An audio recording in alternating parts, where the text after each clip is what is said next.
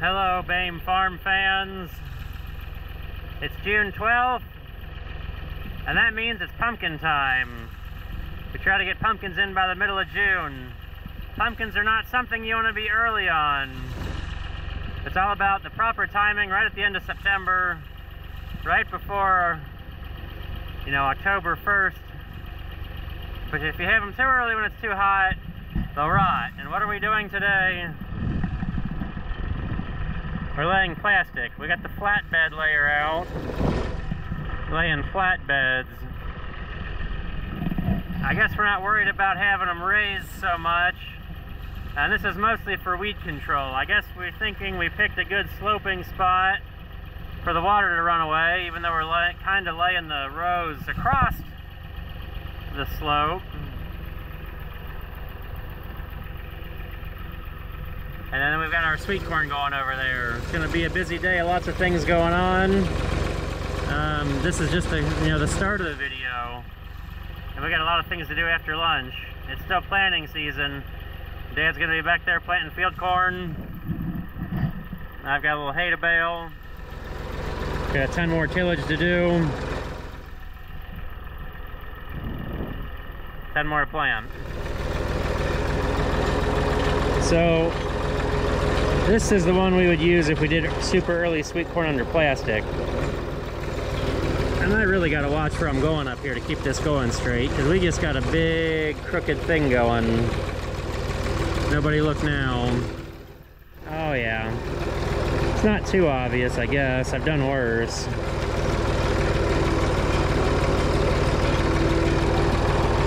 But this is a 4-foot wide roll. If we were doing sweet corn under plastic, it'd be a 5-foot roll. Trying to, cover 2 rows that are 36 inches apart. Need a wider plastic. But we're not doing that today. This is all about the pumpkins. Mom's gonna hand seed this, and I'm sure Dad will help, and maybe I'll get suckered into it too. But we've had so much better pumpkin crops putting them on plastic versus just trying to plant and seed them into, let's say, bare ground of any sorts. The plastic helps keeps the weeds down, and that's usually our biggest problem, other than the rain. And the chemicals for weed control and pumpkins are hard to get and somewhat expensive and only half effective. And last year, minus a few here and there, if I multivate between the plastics at the right time, they'll be fairly weed-free. I don't know how well the camera is picking it up, but we've got a little vortex, a hay devil going, and I've never seen one of those on unraked hay. It's always once the hay is raked, a little vortex gets going, and we'll try to unrake the hay.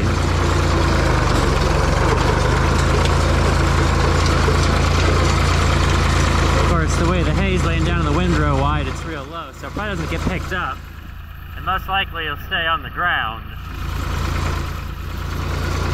I'm surprised to get one so early in the season. Typically, at some point we'll have a vortex come through raked hay. It's not an overly windy day, gentle breeze. But I've had a vortex come through and really wreak havoc on my nice raking job.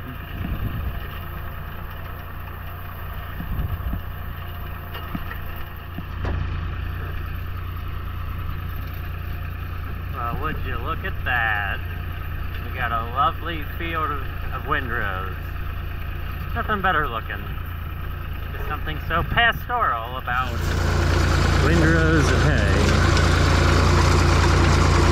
Now it's a little thin right there. It doesn't look so much fun until we look out over yonder.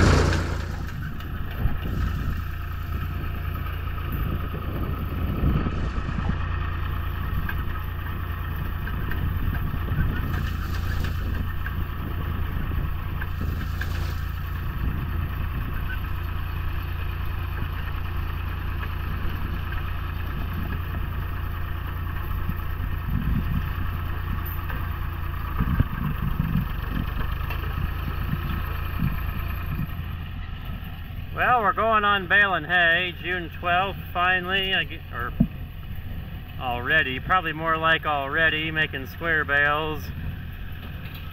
I usually don't plan on doing, let's say, hay at this time, because a lot of times we're still planting, but I guess the weather looked good enough, so we're going after it.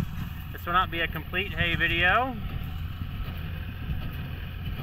This is more to show off all the things going on all at once, because we have sunny weather and got to do it all, because who knows when it'll be sunny like this again. If we're lucky, it'll be all summer.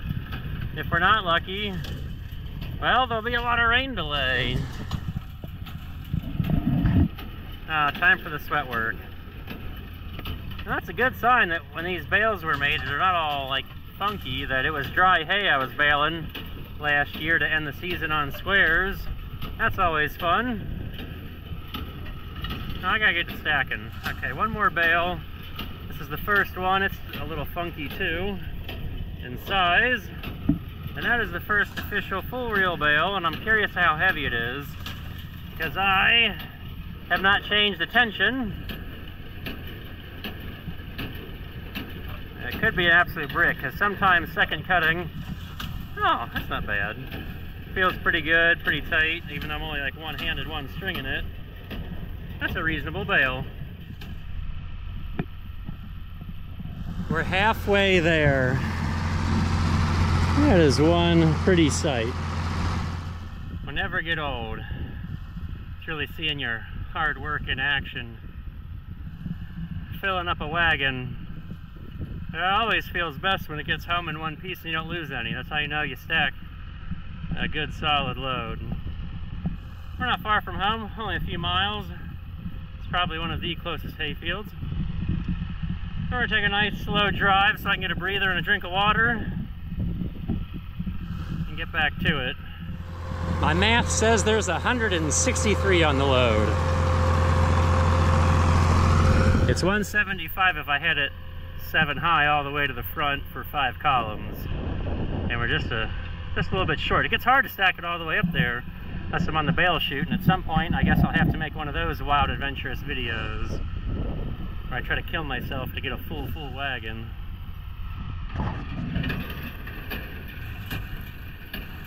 So who remembers that hay devil or dust devil that I showed off earlier? You can kind of see it in the window up there. I'd say it was like an EF -5 by the looks of it. Just, you know, about a 5-foot wide path across the hayfield. You know, gonna cost me 15 minutes of driving around aimlessly with the baler doing cleanup to make it look pretty out here. Hello. Well, we're ending the day on this custom job. We made 325 bales to the last field, and I am raking on the TC30, which I haven't done in ages. This is always fun when I get out the TC30 to rake, because you feel every bump, every molehill, every little zit, and all of it. Oh hey, now we can see Adam over there baling. Yay. Almost done. I've never raked hay at 8:30 in the evening before. This is the first time for everything. It's been on the ground 4 days. One of those days was thoroughly cloudy. So Monday wasn't a good drying day. Mowed it Sunday. It's now Wednesday. I don't know what day it is. We're doing something and stuff's getting done. Yeehaw.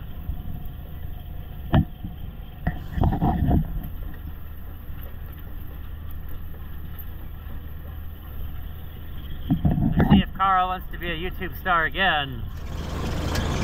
Him and his horses. Oh. It's always a fun custom job. I love making him do all the work. Make the bales. He has to pick them up. I wish I had tons more custom work like his, where I could just be a tractor driver and bounce around in the seat of this thing. Well, it's the next day, and I'm keeping this all part of the same video. We're over here at Herman's,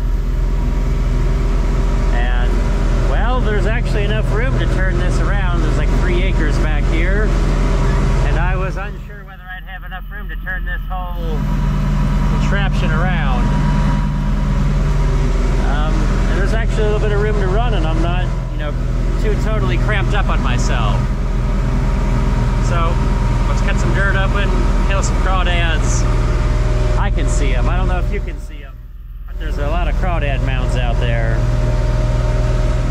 So I completely guessed, but I am one good GPS. I don't know if you can see, but I left like almost an exact pass of the disc. Somewhat unplanned. I just dove in the field and away we went, and I was hoping for the best. Well, we're gonna sit here. Well, we're gonna sit here and take a quick rest, at least with the tractor. I've got hay to go bale.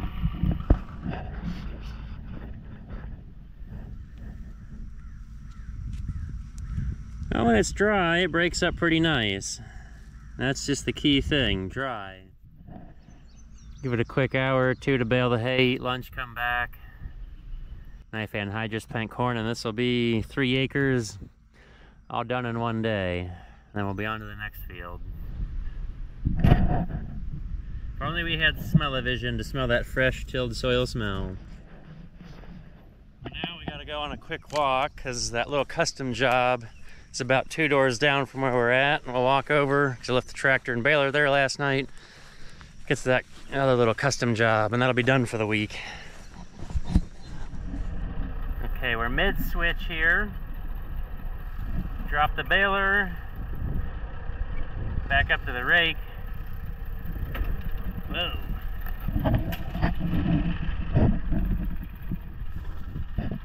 Now, I already turned the rake on and everything.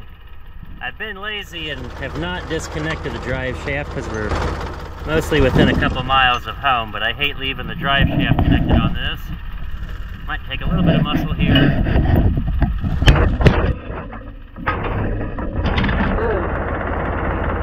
Guess I hit my wheels.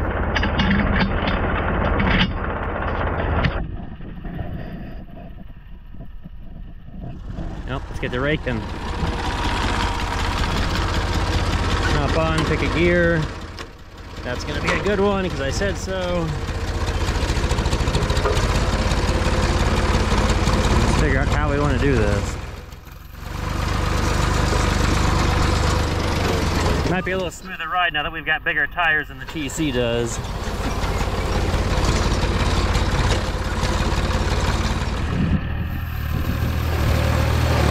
This is my favorite part, the baling portion. I can sit in the seat and drive, and it's one of the few times during square bales that I get to drive. And since there's nobody back there to worry about on a wagon, well, I can be in 3rd gear instead of 2nd and really eat the hay. I didn't rake these too super gigantic, so I can have a nice relaxing drive of it, going fast. Except for this little wad I left up ahead, we're definitely going to have to clutch through that. That is not going to go in quickly. We're going to like make 2 bales out of that pile or something.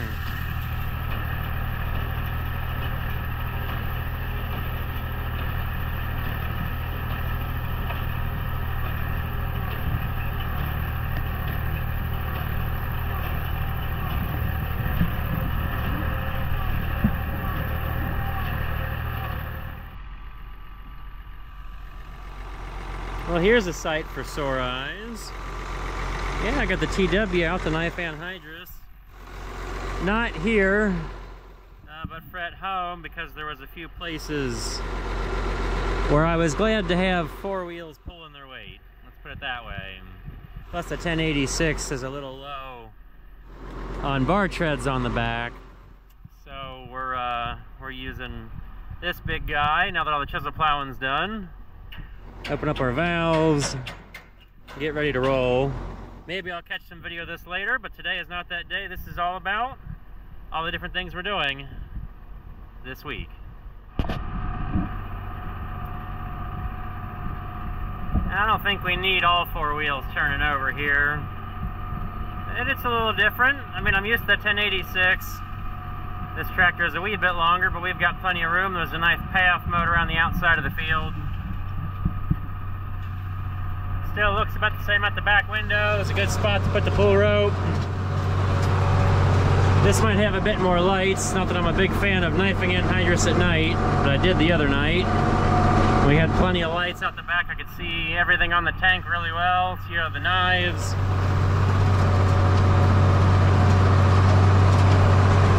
But sometimes for this, if I'm using the four-wheel drive, it is a bit more of an octopus situation.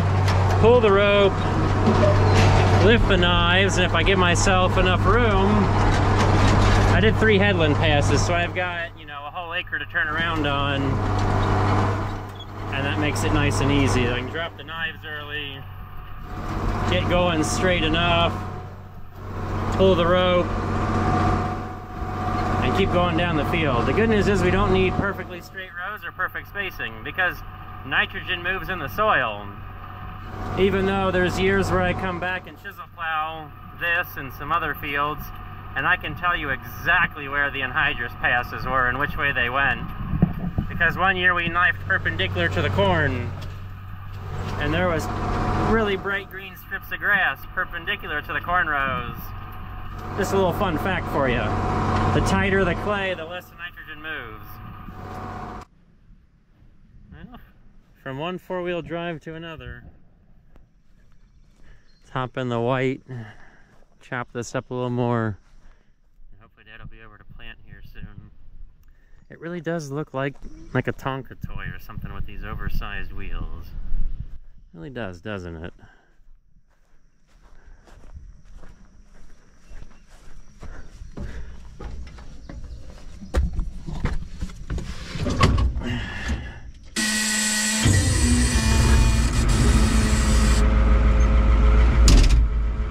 I think Cat sent that same similar alarm system to everybody who used that motor.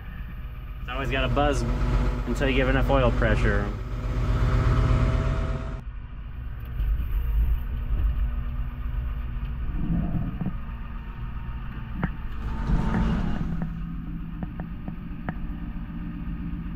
Touchdown. There's the other side. It's so nice not having to do the manual wings on the old 470. Let's see who's a classic viewer and remembers those old days. That's a lot of wrenching and a lot of muscle. Now I get to be lazy and wimpy. Well, Dad beat me here by, well, I mean, he was here before I was done. He had to wait for a few passes for me to clean up the headlands. But since this is an everything video, we'll go ahead and get a little bit more planter action. This worked up real nice. Hardly made any dust because we did it all in one day. Really only a few hours. Had that break where I had to bale hay and eat lunch. It's been real nice playing with the 66. Big tires, smooth out the ride. Plenty of tractor if we get into a hairy spot. I mean, not that the 28 and 29 struggled. But we definitely relied on the Rice tires on those quite a bit.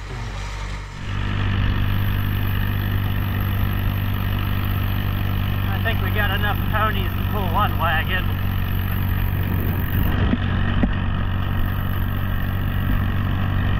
Gotta get these home before it might rain tonight. I'm really missing having the 2910 with its front bumper right now. I'm trying to back this in here.